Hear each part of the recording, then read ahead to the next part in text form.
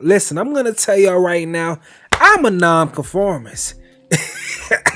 I have a problem following the group's decision. I can't do it.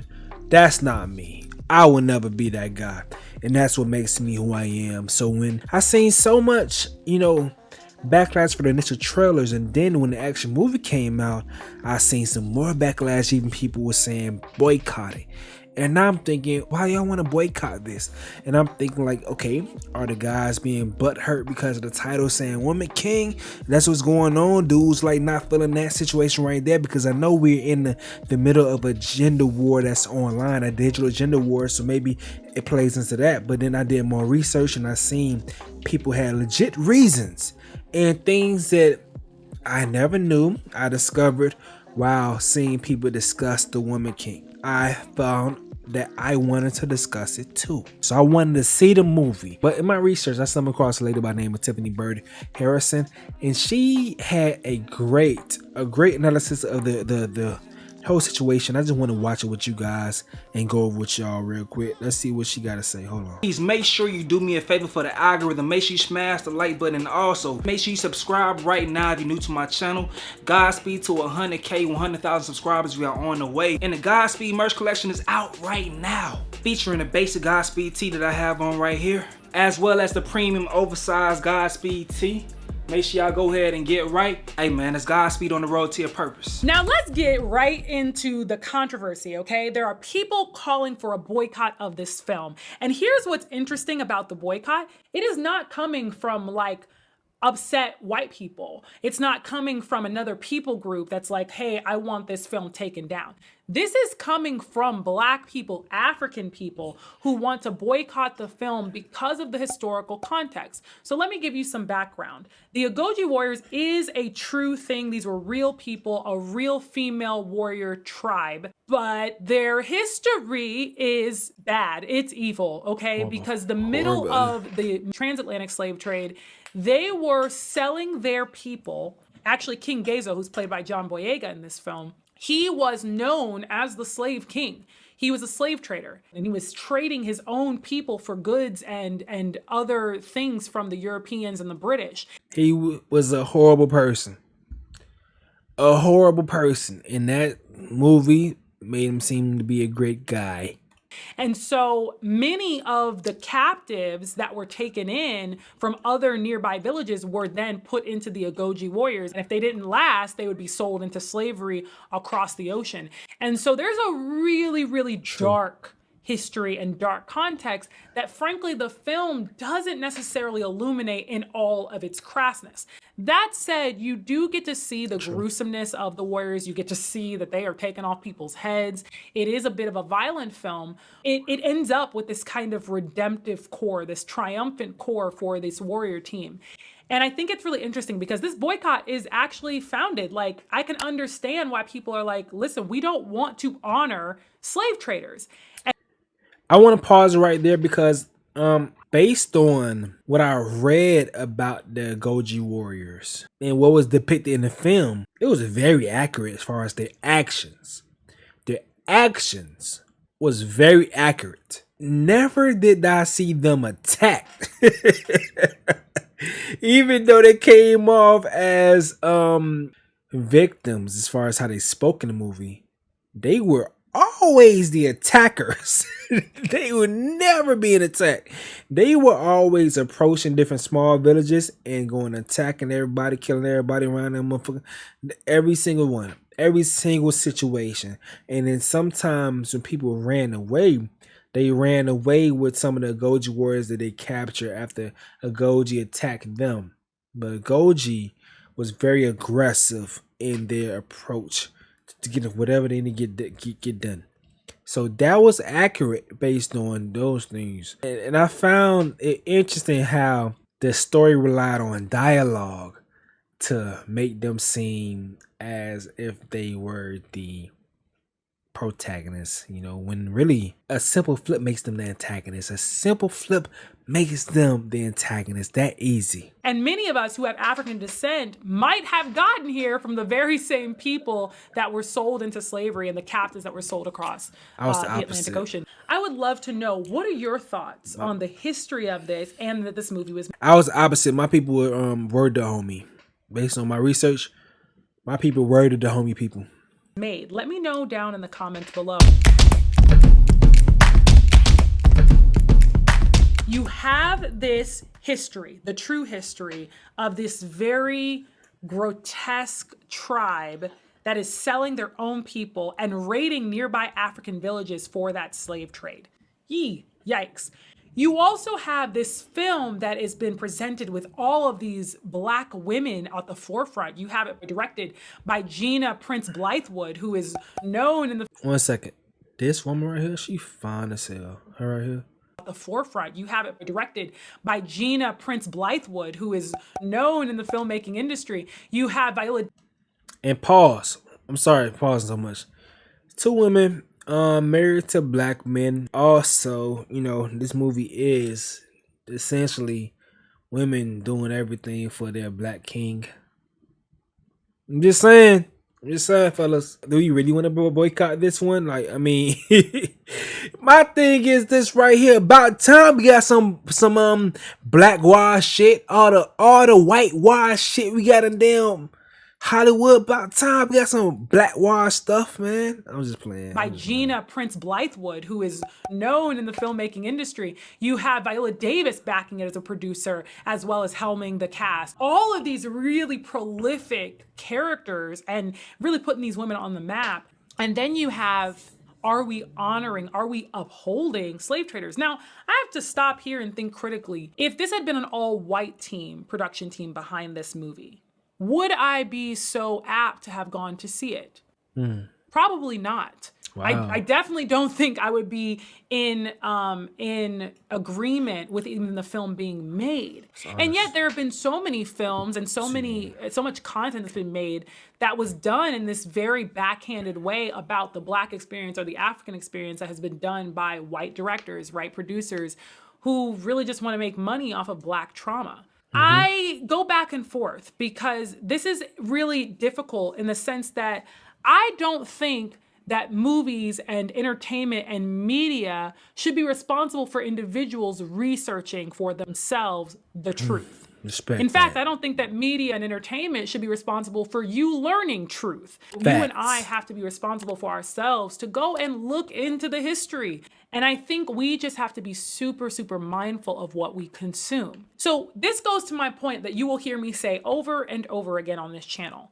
Critical thinking. You must be critically assessing what you're taking in and what you are eating of. Think about the fruit of films and movies and TV shows and entertainment that you take in. That stuff produces inside your body. And if it's evil, if you're eating of evil things, guess what's going to come out of your life? So I'm actually very much in favor of this discussion, this conversation being brought up. I do think we need to have a real conversation about what actually happened. It's not just all white people are bad and Black people are good, right? We had oppression in our own community. And these are the discussions that we often don't want to talk about because they do shine a light on us in a way that doesn't look too good. But the truth of the matter is we have to take the light with the dark. We have to take the good with the bad. We have to acknowledge that there is darkness in our history and in who we are as a people so that we can acknowledge the light of God and who He is in redeeming us from those things. All right, where do we go? Media that we have and the even the historical context of this film is something that we need to be sober-minded in our taking in, and we need to be very, very open to the possibilities of what that means. What does that mean for us? If our history has these dark things, as it does in America, okay? If it has these dark things, how are we now moving forward with that information? Are we going to repeat the mistakes of our forefathers, of our ancestry? I think it's so hypocritical of us as a people, and I'm not just talking about Black people, I'm talking about all people. It's hypocritical of us if we do not acknowledge the bad as well as the good. You want to see a people in chains, one must convince them that they are meant to be bound. And I think it's kind of an interesting dichotomy, right, with the slave history and the slave king And at the same time, you have this line. When I look around at our culture and the many things that we are bound by, whether it's our own insecurities, our own struggles, our own challenges, whether it's our past, being bound by the things that have happened to us or the things that we have encountered that have been negative, whether it be people that we're dealing with, that we are bound to and bound to their toxic ways and their toxic abilities. You have had to be convinced that you were meant to be bound by that thing. Facts. And yet, I serve a God, if you know the Lord, if you know Jesus, we serve a God who has told us that we are free, that in him there is liberty, there is freedom. We should not be convinced that we are to be in bondage because we are not meant to be in bondage. Now, this double meaning with the slave trade and the slavery context, and then on top of that, the liberation and the freedom of mind context, I think is so deep. It's a little more profound. I'm gonna be honest. I'm probably gonna have to sit with it a little bit longer. I'm gonna sit in this yellow chair a little bit longer with that understanding, because we are not meant to be bound as a people. We're not meant to be bound to our insecurities and our issues, but we are because of the world that we live in, because there is an enemy after our hearts and our souls and our minds and our spirits that does not want us to succeed. But I am determined, after seeing this film and seeing the power that is, I am determined that God has everything I need to be strong and he has everything you need to be free. And so I encourage you, if you're going to go see this film, I think you should do it with a critical eye, with that analysis and understanding the history and the context. And I'll leave links down below if you want to research more for yourself, to decide for yourself if you want to go see it. But I don't think that this film is worth the boycott because there are so many other things about it that are truly redemptive. And I don't mean the actual history, because frankly, that happened. We cannot redeem that. But we can tell a story that encourages a people to no longer find themselves in slavery, no longer find themselves in bondage. I think that is the bigger message of this film, that power is found in the we, not the me. That we do not need to be bound to these different things just because someone has told us or the culture has told us that we should. Dope review. Check out a young lady. Her name is Tiffany Bird Harrison. And that was a dope review, man. But now I'm a patient to stand, if you guys didn't know. And I think a better story could be told, to be honest. And it could be very accurate.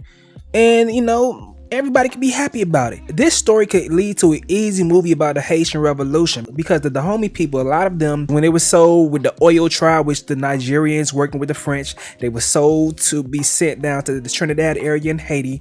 A lot of the captured Dahomey Ogoji Amino warrior women, they ended up being in Haiti. Now, a woman by the name of Toya, Mrs. Victoria Montu, she trained the first emperor of Haiti, Jean-Jacques Dessalines, who led the Haitian Revolution. You know, after following the leadership of Toussaint passed away after he was captured by the French, and then Dessalines, he ended up taking everything over. He was trained by a Amazon woman, a Dahomey woman, a Mino Ogoji woman. I think that was the better story to tell if you wanted to tell a story anyway. But I think this should lead to that movie that should be told, you know, talking about a Haitian Revolution. Here we have Toya. This is a woman from Dahomey. She was an Amazon in the Dahomeyan army. You probably know Dahomey at the time had two armies, a male army and a female army, each with their own mission. So she is among the Amazon who was captured and brought into slavery. Amazons never stayed into slavery. They either kill themselves or kill the ones who's bringing slavery upon them. But they never remain on the plantation. So as the story goes for this woman, she said that she had decided after a few days on the plantation that she was going to get away from all this. And since she could not see, she didn't have any people who spoke her language, there was nobody to organize with, she decided death was the way out. So, after a while, she did manage to run and go into a forest to give herself death. But couldn't be done any old kind of way. She had to get the right leaves and prepare certain things and do different ceremonies so she would go in the right manner. And so as she was looking for the leaves, she heard a woman crying in the bush. So she went to see. This woman was about to give birth to a child. She helped the woman deliver, and the woman died. Before she died, she asked Toya, please take care of my baby. So now Toya, who came here to die, has the responsibility to take care of some baby boy. And she doesn't want to be in slavery. How do you take care of a baby boy in this situation? So she decides to go back to the plantation with the baby. And that baby later on, you know who he is? Baby later on, you know who he is? But before she goes back, she says she takes the baby up to one night to the sky, raised the baby up in the sky, and said to this child, I will remain alive to help you grow up strong. But you must do for this land what I could not do for Dahomey. I could not keep Dahomey free, so you must keep this land free. And this is the woman who raised Jean-Jacques Dessalines. Taught him how to use a sword, taught him how to use a knife at first, later on when he was bigger, a sword. She said that often they were separated. He was sold into a different plantation, she was sold into another one, but very often life brought them back again, sold into the same plantation. But very often life brought them back again, sold into the same plantation. So she continued to have the opportunity to help raise them. And she later on had her own band, her own troop of warriors. She built her own troop during the Revolution time. And she was there for independence. And when she died in 1804, Dessalines was in the middle of some big meeting, and when they come to tell him that she was very sick. And he said, no, this woman raised me. Everything must stop. I must go to her. She gave me my first bath. I must give her her last bath. And Dessalines personally, Emperor Dessalines, bathed Toya her last bath before she was buried.